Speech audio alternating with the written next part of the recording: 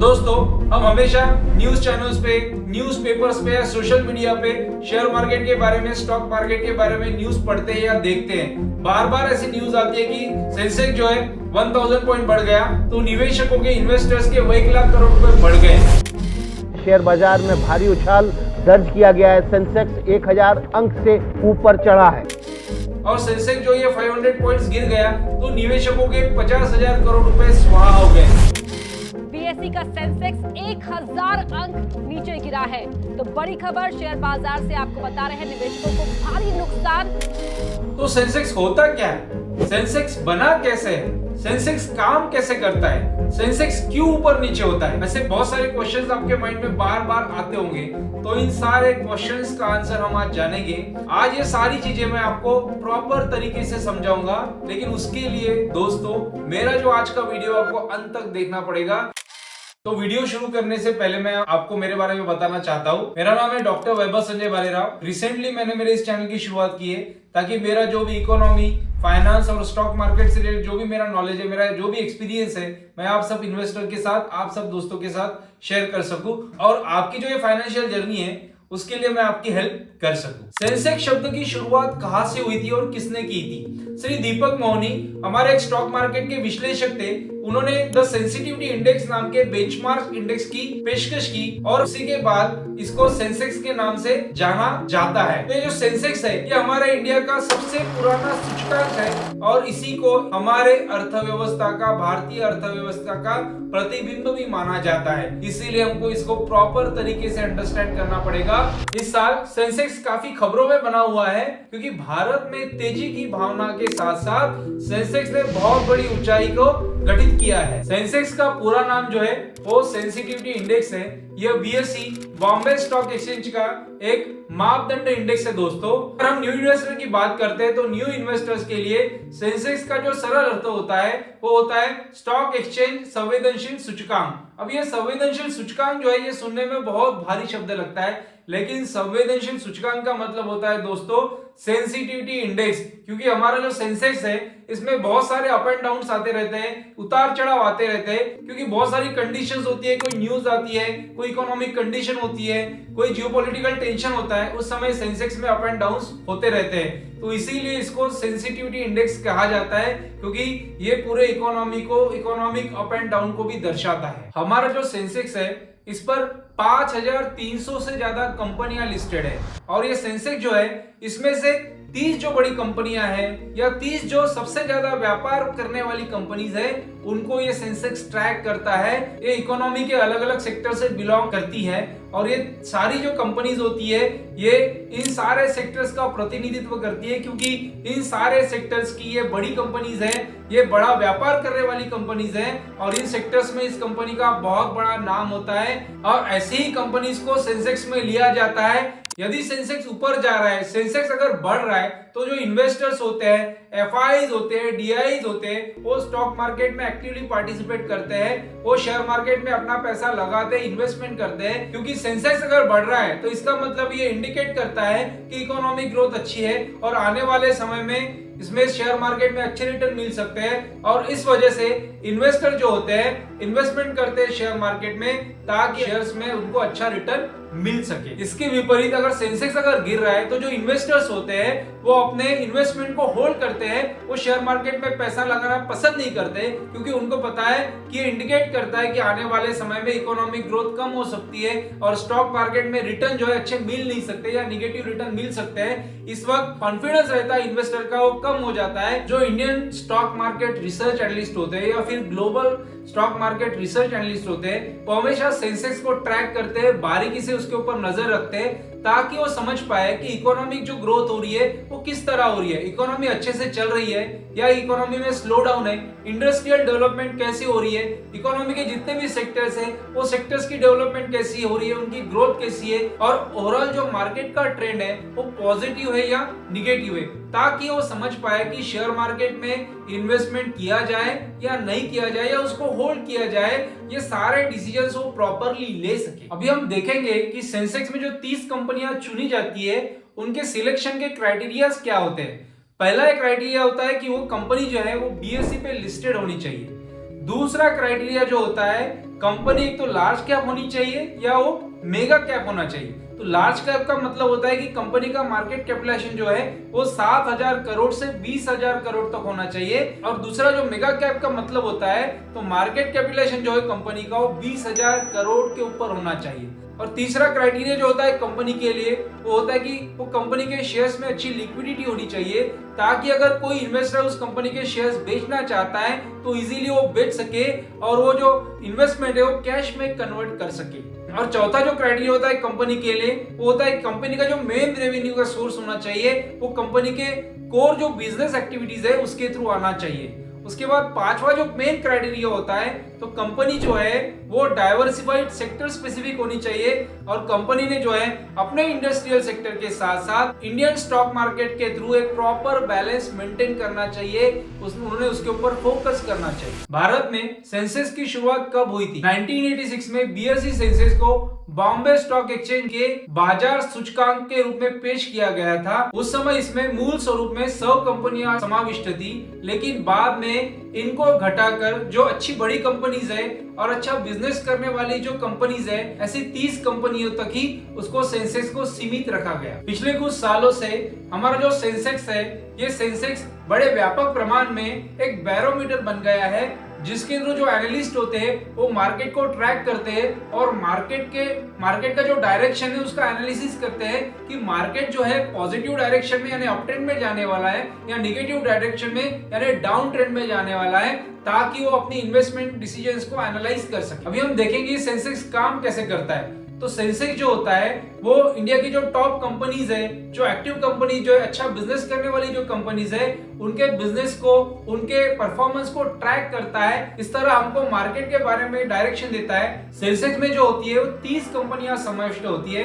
तो ये 30 कंपनियां जब चलती है, इनके स्टॉक जब चलते हैं तो उसके अकॉर्डिंगली सेंसेक्स भी अपना डायरेक्शन शो करता है। सेंसेक्स अगर ऊपर जा रहा है तो इसका मतलब यह है कि ये जो टोटल 30 कंपनियों के जो शेयर्स है उनके वैल्यू में जो है वो ग्रोथ हुई है। और सेंसेक्स अगर नीचे जा रहा है तो इसका मतलब यह है कि ये 30 कंपनियों के जो शेयर्स है टोटल वैल्यू है इसमें गिरावट आई है। जैसे सेंसेक्स को कैलकुलेट करने के लिए free float market capitalisation method का यूज किया जाता है दोस्तों, लेकिन इसके पहले सेंसेक्स को कैलकुलेट करने के लिए मार्केट कैपिटलाइजेशन मेथड का यूज किया जाता था। लेकिन 1 सितंबर 2003 से जो है free float market capitalisation method का यूज सेंसेक्स को कैलकुलेट करने के लिए किया जाता है। तो सेंसेक्स को कैलकुलेट करने से पहले हमको कुछ स्टेप्स को फॉलो करना पड़ेगा, अकॉर्डिंगली हम सेंसेक्स को कैलकुलेट कर सकते हैं। तो यहाँ पे सबसे मेन जो है आपको समझना पड़ेगा फ्री फ्लोट मार्केट कैपिटलाइजेशन। तो ये फ्री फ्लोट मार्केट कैपिटलाइजेशन का क्या फॉर्मूला होता है? तो फ्री फ्लोट मार्केट कैपिटलाइजेशन का फॉर्मूला होता है free float market capitalisation equal to market capitalisation into free float factor. Next जो सबसे इंपॉर्टेंट होता है मार्केट कैपिटलाइजेशन। तो कोई भी इन्वेस्टर अगर है तो उसको अगर स्टॉक मार्केट में इन्वेस्टमेंट करना है तो उसको मार्केट कैपिटलाइजेशन को समझना बहुत जरूरी होता है। तो मार्केट कैपिटलाइजेशन का जो फॉर्मूला होता है वो होता है market capitalisation equal to share price पर share into total number of shares issued by any company. यहाँ पे हम मार्केट कैपिटलाइजेशन को एक एग्जांपल के थ्रू समझेंगे। यहाँ पे आप देखिए एक कंपनी है जिसके पर शेयर की प्राइस है ₹500 और कंपनी के जो total number of shares company ने इश्यू किए हैं वो है 1 लाख शेयर्स। तो यहाँ पे जो कंपनी का जो मार्केट कैपिटलाइजेशन निकल के आता है होता है market capitalisation of the company equal to total number of share जो कंपनी ने इश्यू किए हैं 1 लाख और कंपनी की जो पर शेयर की प्राइस है वो है 500। तो ये टोटल मार्केट कैपिटलाइजेशन कंपनी का हो जाता है 5 करोड़ रुपीस। यहाँ पे आपको एक इंपॉर्टेंट कंसेप्ट को समझना है कि फ्री फ्लोट फैक्टर, ये फ्री फ्लोट फैक्टर क्या होता है? ये परसेंटेज ऑफ टोटल शेयर्स है जो कंपनी ने इश्यू किए हैं और जो ट्रेडिंग के लिए कॉमन पब्लिक के लिए अवेलेबल है। तो यहाँ पे ये सारे शेयर्स को कंसीडर किया जाएगा फ्री फ्लोट के लिए और ये उसका परसेंटेज है। दूसरा यहाँ पे आपको ध्यान में रखना है कि इसमें ऐसे शेयर्स को इंक्लूड नहीं किया जाता। कौन से शेयर्स को? यहाँ पे ऐसे शेयर्स जो प्रमोटर्स के शेयर्स हैं या गवर्नमेंट एजेंसीज, गवर्नमेंट इंस्टीट्यूशंस का अगर उस कंपनी में इन्वेस्टमेंट है तो उनके शेयर्स है, या फिर जो इंस्टीट्यूशंस है जिन्होंने कंपनी के शेयर्स में इन्वेस्टमेंट किए। तो ये सारे लोगों के, सारे इन्वेस्टर्स के जो शेयर्स होते हैं जो ट्रेडिंग के लिए अवेलेबल नहीं रहते, उनको यहाँ पे कंसिडर नहीं किया जाता। ये एक इंपॉर्टेंट चीज है जो आपको अंडरस्टैंड करनी है। तो यहाँ पे हमको फ्री फ्लोट फैक्टर जो है उसको अंडरस्टैंड करना है एग्जाम्पल के माध्यम से।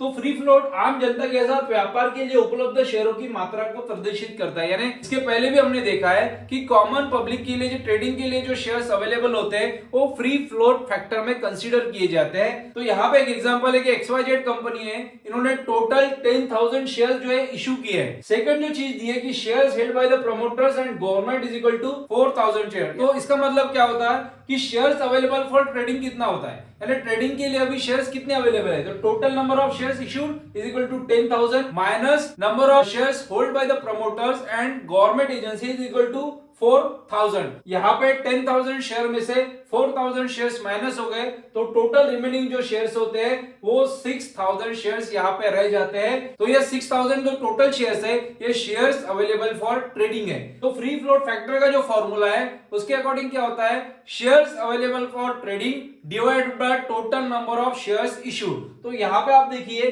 कि जो शेयर्स अवेलेबल फॉर ट्रेडिंग है वो है 6,000 शेयर्स डिवाइडेड बाय जो टोटल नंबर ऑफ शेयर्स जो होते हैं वो है 10,000 शेयर्स, तो इक्वल टू आता है 60%। तो ये 60% जो है 60% shares are available in the market as a free float shares of XYZ limited. तो उसके बाद हम देखेंगे कि हाउ इज सेंसेक्स कैलकुलेटेड। तो सेंसेक्स को कैलकुलेट करने के लिए हमको क्या करना पड़ेगा, टॉप 30 स्टॉक्स है उनकी जो क्लोजिंग प्राइस है उसकी हमको सम करना पड़ेगा और उसको मल्टीप्लाई करना पड़ेगा बाय देयर रिस्पेक्टिव वेट्स, तब जाके हम सेंसेक्स को प्रॉपरली कैलकुलेट करते हैं। तो उसके बाद तो वेट्स को हम किस तरह कैलकुलेट करेंगे, तो जो वेट होता है ये बेस होता है free float market capitalisation of each stock के हिसाब से। उसके बाद उसको हमको डिवाइड करना है बेस मार्केट कैपिटलाइजेशन के वैल्यू के अकॉर्डिंग और उसको मल्टीप्लाई करना है by the base value of the index. तो ये जो फाइनल फॉर्मूला है सेंसेक्स का वो बन जाता है Sensex equal to free float market capitalisation of 30 companies divided by base market capitalisation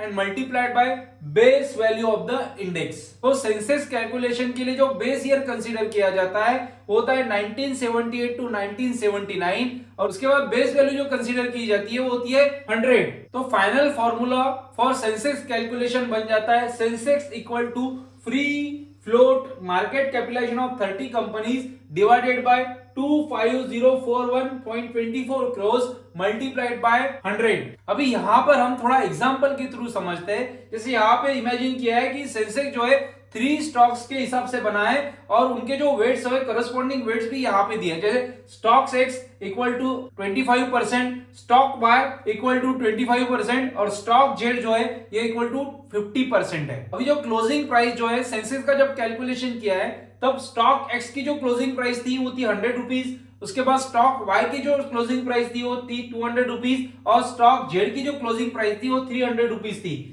अभी हम इनका फ्री फ्लोट मार्केट कैपिटलाइजेशन किस तरह कैलकुलेट करेंगे, तो यहाँ पे free float market capitalisation equal to हो जाता है 25 multiplied by 100 plus 25 multiplied by 200 plus 15 multiplied by 300 equal to 2500 plus 500 plus 15000 और ये टोटल वैल्यू आती है 22500। Now in this particular case Sensex will be equal to free float market capitalisation of these 3 companies divided by base market capitalisation into base value of the index equal to 22500 divided by 25041.24 crores multiplied by 100।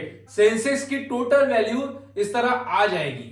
तो यहाँ पे कुछ important जो pointers होते हैं उसके ऊपर भी हमको फोकस करना पड़ेगा। Sensex value is calculated at the end of each trading day, यानी हर ट्रेडिंग डे के एंड में सेंसेक्स की वैल्यू को कैलकुलेट किया जाता है। The index is also updated intraday और हर रोज इंडेक्स को अपडेट किया जाता है, लेकिन जो इंट्राडे जो चेंजेस होते हैं उनको कंसीडर नहीं किया जाता है सेंसेक्स को कैलकुलेट करने के लिए। तो सेंसेक्स को अगर हमको सिंपल लैंग्वेज में एक्सप्लेन करना है तो सेंसेक्स जो है ये ओवरऑल परफॉर्मेंस है 30 कंपनी जो टॉप मोस्ट 30 कंपनीज है, हाईली लिक्विड कंपनीज है, उन सारे कंपनीज का जो टोटल परफॉर्मेंस होता है वो सेंसेक्स में रिफ्लेक्ट होता है। अगर सेंसेक्स बढ़ता है तो जो स्टॉक मार्केट का परफॉर्मेंस है उसके अकॉर्डिंगली वो भी बढ़ता है। नेक्स्ट जो होता है सेंसेक्स का जो टाइमिंग होता है उसके ऊपर हम फोकस करेंगे। तो हमारे इंडिया में जो शेयर मार्केट है ये वर्किंग डेज जो रहते हैं शेयर मार्केट के होते हैं मंडे टू फ्राइडे और ये 5 डेज शेयर मार्केट वर्किंग रहता है। सेम जो रहता है और सेंसेक्स का भी टाइमिंग रहता है। सैटरडे संडे जो रहता है ये वीकली ऑफ रहता है शेयर मार्केट को और सेंसेक्स को भी। और टाइमिंग के ऊपर अगर हम फोकस करते हैं तो प्री ओपनिंग सेशन जो रहता है वो सुबह रहता है 9 AM to 9:15 AM। उसके बाद जो नॉर्मल सेशन रहता है सेंसेक्स का वो रहता है मॉर्निंग में 9:15 AM to 3:30 PM। और सबसे लास्ट जो होता है क्लोजिंग सेशन जो रहता है सेंसेक्स का या शेयर मार्केट का होता है 3:30 PM to 4 PM। अभी सबसे जो इंपॉर्टेंट है, जो करंट जो सेंसेक्स की 30 कंपनीज है, सेंसेक्स का पार्ट है, वो कंपनीज के ऊपर फोकस करने वाले हैं, उनका एनालिसिस करने वाले हैं। तो यहाँ पे हम आ गए equitymaster.com वेबसाइट पे। तो यहाँ पे हम फोकस करते हैं। तो देखिए यहाँ पे जो है ये कंपनीज के नाम है, जिसमें एशियन पेंट है, एक्सिस बैंक है, बजाज फाइनेंस है, बजाज फिनसर्व है, भारतीय एयरटेल है, HCL टेक्नोलॉजीज है। There are so many companies, ये टोटल 30 कंपनीज है। और जिन सेक्टर से कंपनीज बिलोंग करती है वो सेक्टर्स के नाम भी दिए इंडस्ट्री के, जैसे एशियन पेंट जो है पेंट सेगमेंट की कंपनी है, एक्सिस बैंक जो है बैंकिंग सेक्टर की कंपनी है, बजाज फाइनेंस जो है ये फाइनेंस सेक्टर से बिलोंग करता है। उसके बाद भारतीय एयरटेल जो है ये टेलीकॉम सेक्टर की कंपनी है। उसके बाद यहाँ पे अगर आप देखते हो यही वेबसाइट पे कंपनी का मार्केट प्राइस भी दिया, जो करंट मार्केट प्राइस है उसके ऊपर। उसके बाद जो शेयर के प्राइस में चेंज आया है उसका भी एनालिसिस है। कंपनी का जो मार्केट कैप है, करंट मार्केट कैप है, वो कंपनी का मार्केट कैप भी दिया है। उसके बाद फ्री फ्लोट जो एडजस्टमेंट फैक्टर है, यहाँ पे आप देख सकते हैं हर कंपनी का जो फ्री फ्लोट एडजस्टमेंट फैक्टर है ये भी डिफरेंट है, वो भी यहाँ पे दिया है। उसके बाद जो कंपनी का जो वेटेज है, पर हर कंपनी का जो वेटेज है सेंसेक्स में, यहाँ पे वो भी दिया है, आप देख सकते हो। तो यहाँ पे हम देखेंगे पर्टिकुलर कंपनी का जो सेंसेक्स में वेटेज है वो कितना है। पहला जो है एशियन पेंट, तो एशियन पेंट का जो वेटेज है वो 1.5%। नेक्स्ट जो है एक्सिस बैंक, उसका जो वेटेज है वो 3.4%। नेक्स्ट जो है उसके बाद बजाज फाइनेंस, तो इसका जो वेटेज है सेंसेक्स में वो 2.3%। तो इस तरह बाकी जो कंपनी है उनका भी जो वेटेज है यहाँ पे दिया गया है सेंसेक्स का। इन दिस वे आप प्रॉपरली अंडरस्टैंड कर सकते हो एनालिसिस करके कि सेंसेक्स कैसे बनता है, सेंसेक्स में कंपनीज कैसे आती है और उनका पर्टिकुलर वेटेज क्या होता है। नेक्स्ट जो सबसे इंपॉर्टेंट होता है, जो सेंसेक्स होता है उसमें बहुत सारे सेक्टोरल इंडाइसेस भी होते हैं, जिसके ऊपर अभी हम फोकस करेंगे, जहां पे बहुत सारी कंपनी जो सेक्टोरल इंडाइसेस है उनका पार्ट होती है। जैसे ब्रॉडर पॉइंट ऑफ व्यू अगर हम देखेंगे तो जैसे S&P BSE सेंसेक्स है, S&P BSE मिड कैप है, S&P BSE स्मॉल कैप है, बाकी सारे जो है उनके ऊपर भी आप फोकस कर सकते हो। और ये सारे जो इंडाइसेस है उसमें बहुत सारी कंपनीज जो रहती है उसमें लोग इन्वेस्ट करते हैं। नेक्स्ट जो है सस्टेनेबिलिटी पॉइंट ऑफ व्यू अगर हम देखते हैं तो यहाँ पे जो सेक्टोरल इंडाइस है उसमें S&P BSE ग्रीनेक्स है, S&P BSE कार्बोनेक्स है, S&P BSE 100 ESG इंडेक्स है। नेक्स्ट जो है थीमेटिक पॉइंट ऑफ व्यू अगर हम देखते हैं तो यहाँ पे S&P BSE private bank index है, उसके बाद S&P BSE PSU है, उसके बाद S&P BSE India infrastructure index है। नेक्स्ट जो है S&P BSE India manufacturing index है। तो इसमें भी बहुत सारी कंपनी जो रहती है इसका पार्ट रहती है इंडेक्स का, उन कंपनीज में इन इंडेक्स में लोग इन्वेस्टमेंट करते हैं। नेक्स्ट जो होता है investment strategy point of view, जो सेक्टोरल इंडाइसेस है उसमें है S&P BSE IPO, S&P BSE SME IPO, उसके बाद S&P BSE Dolex 200, apart from this S&P BSE low volatility index, उसके बाद नेक्स्ट जो है S&P BSE क्वालिटी इंडेक्स। इसके अलावा बाकी भी और सारे इसमें इंडेक्सेस अवेलेबल है। सबसे लास्ट में जो होता है हमारी इकोनॉमी के काफी सारे सेक्टर्स है और वो सेक्टर्स के बेस पे भी यहाँ पे इंडाइसेस बने हुए हैं, तो यहाँ पे हम फोकस करेंगे। तो यहाँ पे आप देख सकते हैं सेक्टरल पॉइंट ऑफ व्यू अगर हम सोचते हैं इन्वेस्टमेंट के लिए तो यहाँ पे S&P BSE ऑटो है, ऑटो सेक्टर का एक इंडेक्स है। Apart from this banking sector का बैंकेक्स है, उसके बाद कंज्यूमर ड्यूरेबल्स का एक इंडेक्स है, उसके बाद कैपिटल गुड्स है, उसके बाद FMCG का है, टेलीकम्युनिकेशंस है, यूटिलिटीज है, कमोडिटीज है, एनर्जी है, फाइनेंशियल सर्विसेज है, उसके बाद हेल्थ केयर है, IT है, मेटल है, ऑयल एंड गैस है, पावर एंड रियलिटी है, उसके बाद लास्ट में जो है BSE सर्विसेज है। तो ऐसे बहुत सारे indexes sectoral point of view बने हैं जहां पे आप इन्वेस्टमेंट के लिए सोच सकते हो। इसमें भी बहुत सारी कंपनीज का पार्ट होती है जो आपके लिए एक इन्वेस्टमेंट अपॉर्चुनिटी हो सकती है। नेक्स्ट जो है हम सेंसेक्स में किस तरह इन्वेस्टमेंट कर सकते हैं, तो यहाँ पे सबसे इंपॉर्टेंट है आपको जो इन्वेस्टर है अगर सेंसेक्स में इन्वेस्टमेंट करना चाहता है तो उसका खुद का पहले बैंक अकाउंट होना चाहिए। सेकंड जो है उसका पैन कार्ड होना चाहिए। इसके अवेलेबिलिटी के अकॉर्डिंग वो जो रजिस्टर्ड ब्रोकर है उनके थ्रू आप डिमैट अकाउंट ओपन कर सकते हो। उसके बाद नेक्स्ट जो है आपको ट्रेडिंग अकाउंट ओपन करना पड़ेगा इन्वेस्टमेंट के लिए। अगर आपका डिमैट अकाउंट और आपका ट्रेडिंग अकाउंट अगर ओपन हो गया तो सेंसेक्स का पार्ट जो कंपनीज है उसमें डायरेक्टली भी आप इन्वेस्टमेंट कर सकते हो, या फिर अगर आपको नॉलेज नहीं है सेंसेक्स में डायरेक्ट कंपनीज में इन्वेस्टमेंट करने का तो आप जो एक्सचेंज ट्रेडेड फंड है या फिर जो ईटीएफ्स है उनके थ्रू भी सेंसेक्स में आप इनडायरेक्टली इन्वेस्टमेंट कर सकते हो। सेंसेक्स के जो माइलस्टोन्स है टिल 2024 उसके ऊपर हम फोकस करेंगे।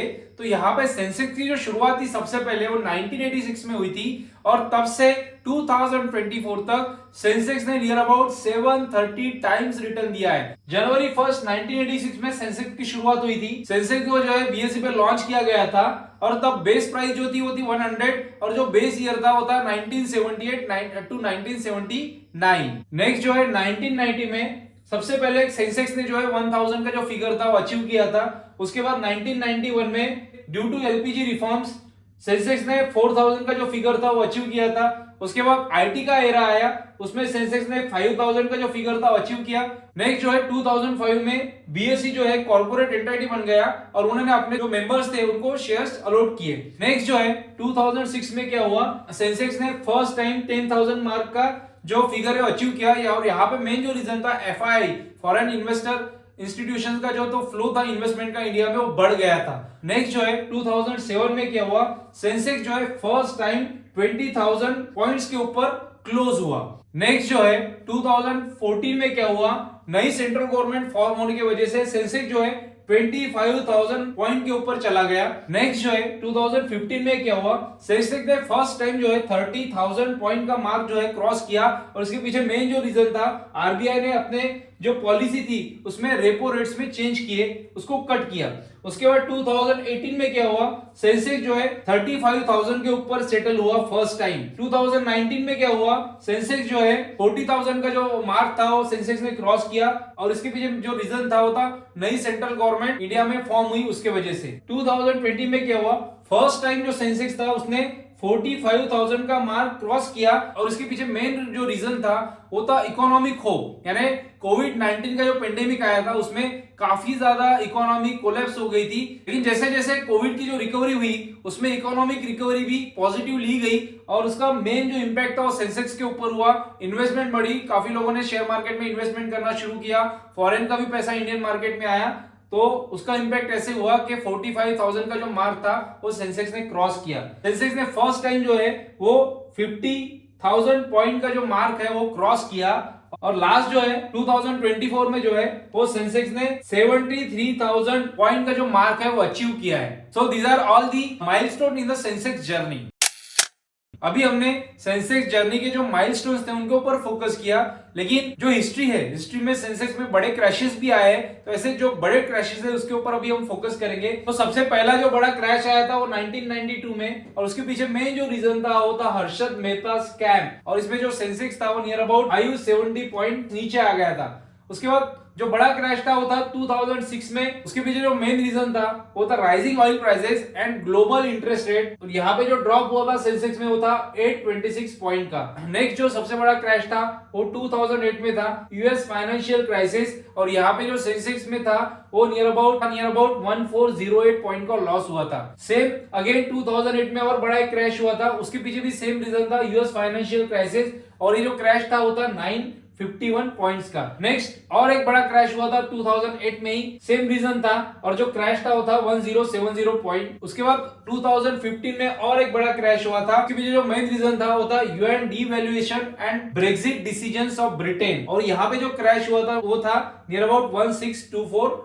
पॉइंट। उसके बाद 2016 में और एक बड़ा क्रैश हुआ था, उसके पीछे जो मेन रीजन था वो था इंडियन गवर्नमेंट का डीमोनेटाइजेशन का और जो क्रैश हुआ था वो था 1689 पॉइंट। और उसके बाद जो मेजर क्रैशेस थे वो थे 2020 में और रीजन जो थे वो कोविड-19 और यहाँ पे जो बड़े क्रैशेस हुए थे वो थे 2919 पॉइंट्स, सेकंड जो था 2713 पॉइंट्स, उसके बाद लास्ट वाला जो था वो था 3943 पॉइंट। तो हमने सेंसेक्स के जो मेजर जो माइलस्टोन्स थे उनके ऊपर फोकस किया, सेम थिंग हमने उसके क्रैशेस के ऊपर भी फोकस किया। लेकिन अगर हम सेंसेक्स का लॉन्ग टर्म अगर चार्ट देखते हैं और अगर हम mid term to long term अगर इन्वेस्ट करें तो हमको एक इंपॉर्टेंट पॉइंट नोट करना है कि अगर हम इन्वेस्टर है और हमने सेंसेक्स में इन्वेस्टमेंट किया है, शेयर मार्केट में इन्वेस्टमेंट किया है, तो हमको जो क्रैशेस आते हैं उससे घबराना नहीं है, वो आपके लिए अपॉर्चुनिटी रहती है बाइंग। अभी हम आ गए सेंसेक्स के लॉन्ग टर्म चार्ट के ऊपर। तो जैसा कि आप यहाँ पे देख सकते हो 1986 में जो सेंसेक्स था वो था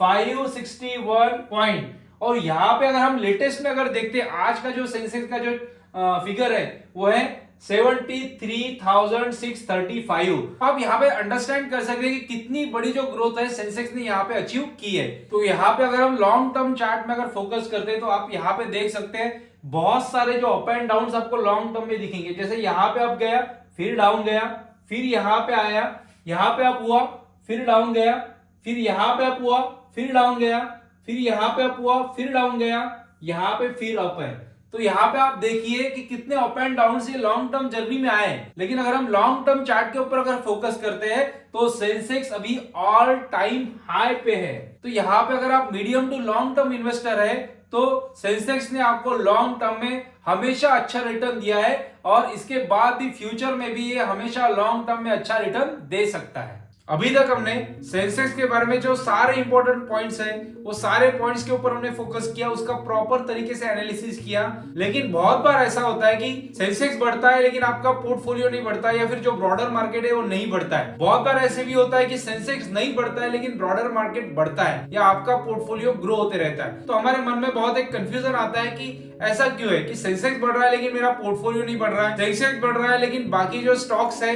वो नहीं बढ़ रहे, या फिर सेंसेक्स नहीं बढ़ रहा है लेकिन ये स्टॉक्स बढ़ रहे हैं। तो इसके पीछे बेसिक रीजन क्या है? तो हमेशा आपको ध्यान में रखना है कि टोटली आपको सेंसेक्स के ऊपर डिपेंड नहीं रहना है, क्योंकि सेंसेक्स में भी काफी सारी लिमिटेशंस है। पहला जो है, सेंसेक्स का हमेशा 3 मंथ्स के बाद रिव्यू होता है, यानी बहुत सारी ऐसी कंपनी जो है सेंसेक्स का पार्ट होती है, उन सारी कंपनीज का एनालिसिस होता है, उनका रिव्यू लिया जाता है। तो ऐसी कंपनी जो होती है वो सेंसेक्स में अच्छा परफॉर्म नहीं कर रही, फॉर एग्जाम्पल उनका अगर प्रॉफिट नहीं बढ़ रहा है, उनका अगर सेल्स नहीं बढ़ रहा है, उसके वजह से उनकी जो ईपीएस है उसमें डाउनफॉल आ सकता है। तो उसके वजह से क्या हो सकता है, वो कंपनीज का जो है शेयर प्राइस भी गिर सकता है। अगर शेयर प्राइस अगर गिर रहा है तो इसका मतलब ये है कि जो फ्री फ्लोट मार्केट कैप है वो भी गिर सकता है। तो उसके वजह से ऐसी जो कंपनीज होती है, जो कंपनी प्रॉपर परफॉर्म नहीं करती, उन कंपनीज को वहां से हटा दिया जाता है सेंसेक्स में। और जो अच्छी कंपनीज है, जो अच्छा परफॉर्म कर रही है, जिनके शेयर प्राइस में अच्छी ग्रोथ हो रही है, जिनके प्रॉफिट में अच्छी ग्रोथ हो रही है, और जिनका फ्री फ्लोट मार्केट कैप बढ़ता है, तो ऐसे नए कंपनीज को सेंसेक्स में कंसीडर किया जाता है। तो यहाँ पे आपको ध्यान में रखना पड़ेगा, जो यानी विनर्स होते हैं, अच्छी कंपनीज होती है, उन सारे कंपनीज को ही सेंसेक्स में रखा जाता है, और जो लूजर्स होते हैं उन सारी कंपनीज को सेंसेक्स से हटाया जाता है। सेंसेक्स के ऊपर, बीएसई के ऊपर 5,700 से ज्यादा कंपनीज लिस्टेड है। तो ये जो 30 कंपनीज है सेंसेक्स की, उसके बेस पे यानी सेंसेक्स के बेस पे आप इतनी सारी जो लिस्टेड कंपनीज है, नियर अबाउट 5,700 से ऊपर जो कंपनीज लिस्टेड है,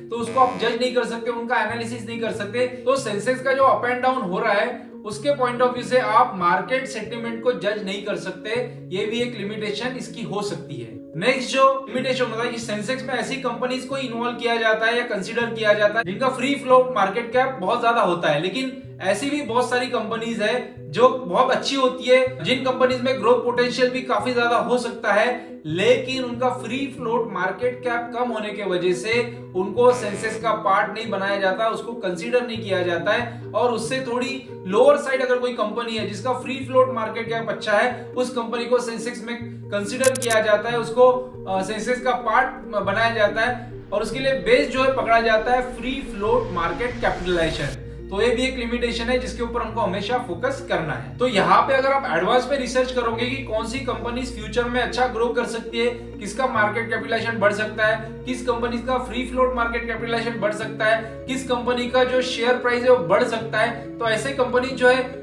ऑब्वियसली क्या होगा, फ्यूचर में वो सेंसेक्स का पार्ट बन सकती है। तो हमको ऐसी कंपनीज के ऊपर रिसर्च करना पड़ेगा, ऐसी कंपनीज को एडवांस में आइडेंटिफाई करना पड़ेगा जो फ्यूचर में सेंसेक्स का पार्ट बन सकती है, और आपको फ्यूचर में लॉन्ग टर्म में मल्टीबैगर रिटर्न्स भी जनरेट करके दे सकती है। मेरा ये वीडियो अगर आपको पसंद आया तो प्लीज मेरे इस वीडियो को आप लाइक कीजिए, और आपके फ्रेंड्स के साथ, आपके फैमिली मेंबर्स के साथ इस वीडियो को आप शेयर कीजिए। फ्यूचर में भी मैं ऐसे नॉलेजेबल वीडियोस आपके लिए बनाते रहूंगा। प्लीज मेरे इस चैनल को आप सब्सक्राइब कीजिए। Thank you very much. नमस्ते।